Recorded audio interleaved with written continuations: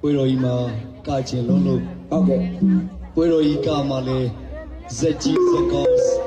ဇက်ကြီးတော်လည်းဆိုတော့ကျွန်တော်တို့ထုံးလန်းတဲ့စင်မာတွေလည်းရှိလေတော့မှန်တယ်ဗျာတဲ့မှကြိုးစားခဲ့ပါလေဟုတ်တယ်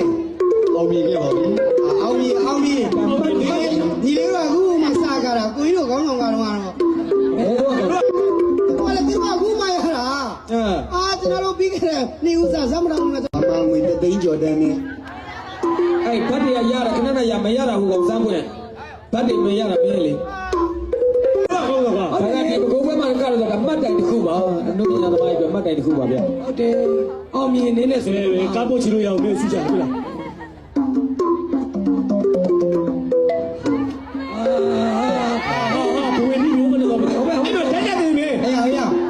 မောင်စောတရလိုက်တယ်လား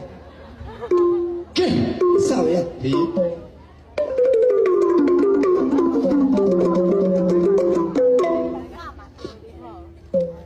ကြွားလာလို့ပြန်မကောင်းပြီဟော